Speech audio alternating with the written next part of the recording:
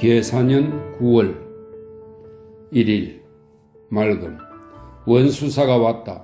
공문을 만들어 도원수와 순변사에게 보냈다. 여필, 변존서, 조카 인회 등이 돌아갔다. 우수사 이역기, 충청수사 정글과 함께 이야기했다. 2일 맑음. 장계의 초안을 써서 내려주었다. 경상우후 이의덕과 이연염이 와서 만났다. 저물역의 이영남이 와서 만났다. 병마사 선거이가 곤양에서 공로를 세웠다고 한 것과 남의 현령 기효근이 채찰색의 꾸중을 들었는데 공손치 못하다는 이유로 불려간 것을 전하였다. 참 우스운 일이다. 기효근의 형편없음은 이미 알고 있는 바이다. 3일 맑음. 아침에 조카 봉이 들어와서 어머니께서 평안하심을 알 수 있었다. 또 본령의 사정도 들었다. 장계를 올리는 일로 초안을 작성하여 내려보냈다. 순찰사 이정함의 공문이 왔는데 무릇 군사의 일가족들에 대해서는 일체 징발하지 말라고 하였다. 이는 새로 부임하여 사정을 잘 알지 못하고 하는 말이다. 4일 맑음. 폐단을 진술하는 장계와 총통을 올려보내는 일, 제만춘을 불러서 문초한 사연을 올려보내는 일 등 세 통의 장계를 봉하여 이경복이 가지고 갔다. 정성 유성룡, 참판 유자신, 지사 윤우신, 도성지 심희수, 지사 이일, 안섭지 윤기현에게 편지를 쓰고 전복을 정표로 보냈다. 조카 봉과 윤관이 돌아갔다. 5일 맑음. 식사 후에 충청수사 정글의 배 옆에다 배를 대고 종일 이야기했다. 광량현감, 흥량현감 및 우후 이몽구가 와서 만나고 돌아갔다. 6일 맑음. 새벽에 배 만들 제목을 운반에 올 일로 여러 배를 내보냈다. 식사 후에 우수사 이역기의 배로 가서 종일 이야기하고 거기서 원균의 흉악한 일을 들었다. 또 정담수가 근거 없는 거짓말을 만들어내는 꼴을 들으니 가소롭다. 바둑을 두고서 돌아왔다. 부서진 배의 목재를 여러 배로 끌고 왔다. 7일 맑음. 아침에 제목을 받아들였다. 아침에 방답 첨사가 와서 만났다. 순찰사 이정함에게 폐단을 진술하는 공문과 군대 개편하는 일에 대한 공문을 작성하여 보냈다. 종일 홀로 앉아있으니 마음이 편하지 않았다.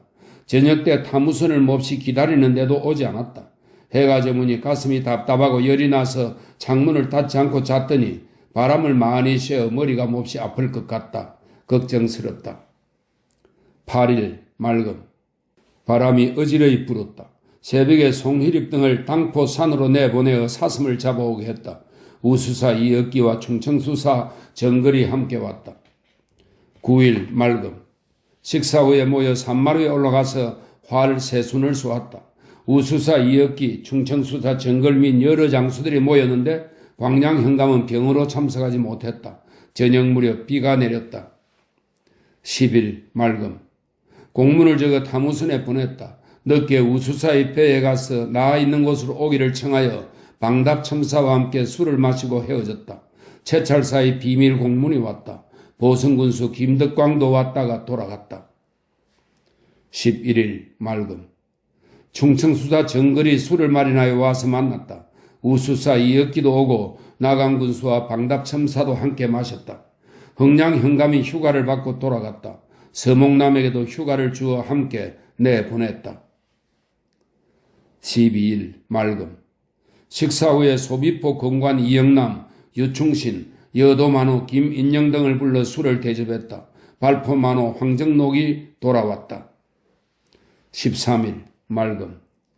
새벽에 종, 한경, 돌쇠, 해돌 및 자모종 등이 돌아왔다. 새벽 저녁에 종, 거미, 해돌, 돌쇠 등이 돌아갔다. 양정은도 같이 돌아갔다. 그러나 저녁에 비바람이 크게 일어 밤새도록 그치지 않았다. 어떻게 돌아갔는지 모르겠다. 14일 종일 비가 내리고 바람이 세게 불었다. 홀로 배의 뜸 아래 앉았으니 온갖 생각이 다 일어난다. 순천 부사가 돌아왔다. 15일 맑음.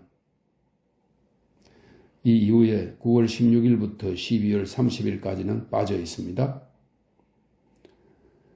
그리고 계사년 9월 15일 이후에 적힌 기록들입니다. 하나, 오랑캐의 근성은 경박하고 사나우며 칼과 창을 잘 쓰고 배에 익숙하여 육지에 내려오면 문득 죽기를 각오한 마음으로 칼을 휘두르며 돌진하므로 아군의 정례하게 훈련되지 않은 나약한 무리들은 일시에 놀라 달아나니 어찌 죽음을 무릅쓰고 항전할 수 있겠는가. 하나, 정철 총통은 전쟁에서 가장 기묘하게 쓰이지만 우리나라 사람들은 그 조작하는 묘법을 잘 알지 못한다. 이제야 온갖 연구로 터득하여 조총을 만들어내니 왜군의 총통보다도 낫다.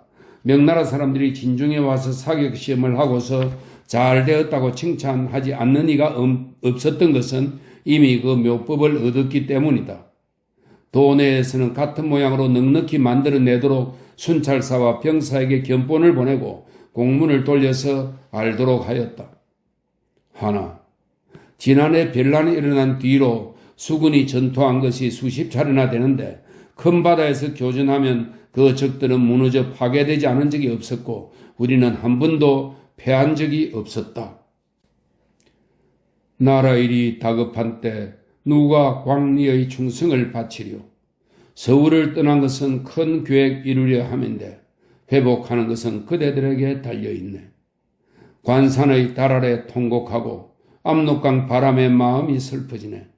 신하들이여, 오늘 이후에 그래도 다시 동과 서로 다투겠는가? 이는 임금이 지은 누가 곽자이나 이광필처럼 되겠는가? 라는 시이다.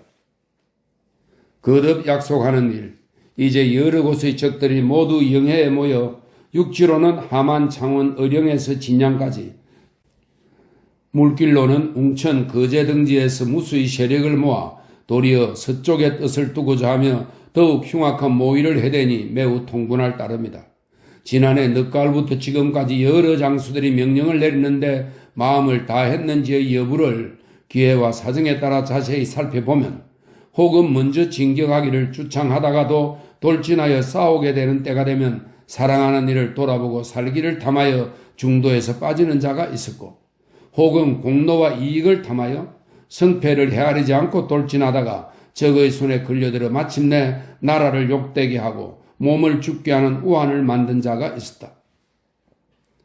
칼날 휘두르며 이르는 형세가 비바람과 같으니 흉도의 남은 늑들도 달아가 숨고 척검으로 하늘에 맹세하니 상과 물이 떠는도다. 만번 죽어도 한 삶을 돌아보지 않을 계책을 내고 보니 발분하는 마음 거지없네. 국가를 편안해하고 종사를 안정시키는 일에 충성과 능력을 다하여 죽으나 사나 그렇게 하리라. 사직의 존엄한 신령에 힘입어 겨우 작은 공로를 세웠는데 임금의 총애와 영광이 초월하여 분에 넘친다. 장수의 직책을 지니 몸이지만 세운 공은 티끌만큼도 보탬이 되지 못하여 입으로는 교서를 외우지만 얼굴에는 군사들에 대한 부끄러움이 있을 뿐이다. 추악한 적에게 함락된 지 장차 2해가 되어가는데 국가를 회복할 시기는 바로 오늘에 달려있다. 한창 명나라 군사의 거마 소리를 기다리느라 하루를 1년같이 여겼지만 적을 쳐서 무찌르지 않고 화친을 위주로 하여 우선 흉악한 무리를 퇴각만 시키고 우리나라가 수년 동안 침입당한 치욕을 씻지 못했으니 하늘에까지 미친 분함과 부끄러움이 더욱 간절하다. 임금의 수레는 서쪽으로 가고 종사는 폐허가 되니 사방의 충성스럽고 의로운 기운을 빼앗겨 백성들의 희망도 절로 끊겼다. 신이 비록 노둔하고 겁이 많지만 몸소 시석을 무릅쓰고 나아가 여러 장수들의 선봉이 되어서 몸을 바쳐 나라의 은혜를 갚으려는데 지금 만약 기회를 놓친다면 후회한들 무슨 소용이 있겠는가. 유기는 문에 뗄나무를 쌓아두고는 파수꾼에게 경계하기를 빠져나가다가 불리해지거든 즉시 내 집을 불사르고 적의 손에 들어가지 않게 하여라고 하였다. 한창 위급한 일에 쓰였다. 더욱이 누차 해전에서 성첩하여 외적의 칼날을 크게 꺾고 군사들의 소리가 바다를 진동했으니 비록 중과 부적이었으나 흉악한 적들이 두려워하여 그 위세에 감히 맞서지 못한 경우가 있었다.